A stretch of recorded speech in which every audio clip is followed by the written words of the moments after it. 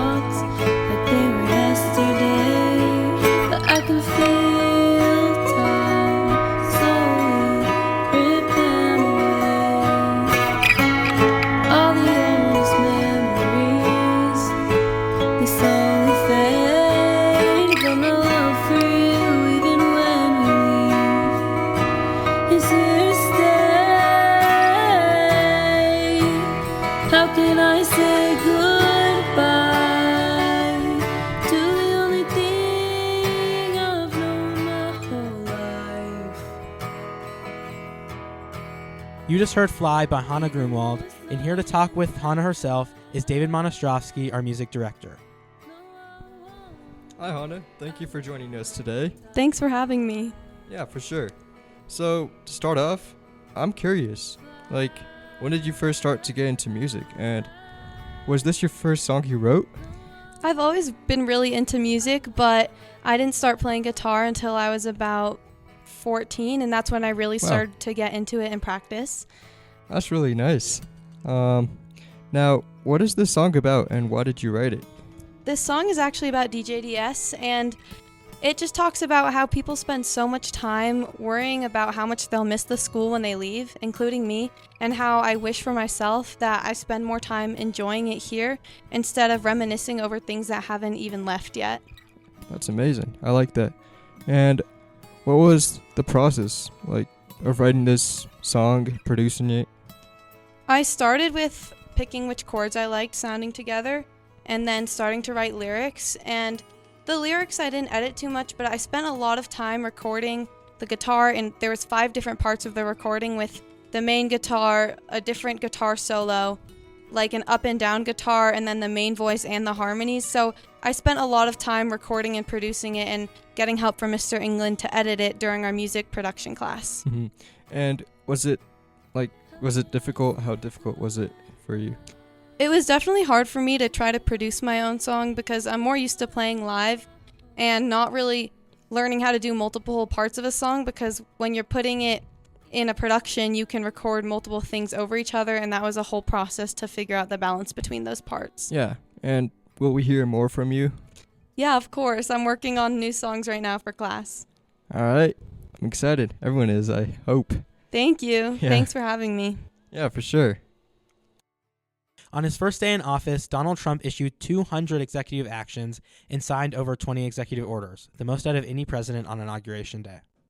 Some of the most notable ones are declaring a crisis at the southern border, January 6 pardons, ending federal censorship, attempt to end birthright citizenship, declaring only 2 sexes, and expanding American energy production.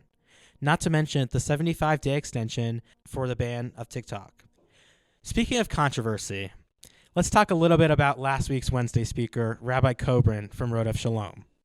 For those who are unaware, last week during assembly, Rabbi Kobrin came in to talk about why she chooses to say a prayer for the innocent Palestinians at her shul. While yes, it seemed as if it was going to be just an average guest speaker, it has recently sparked debates around the halls.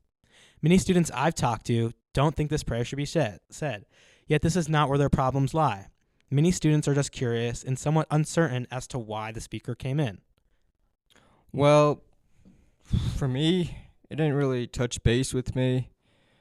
I would just send a prayer to every innocent person in the world because that seems normal instead of just targeting one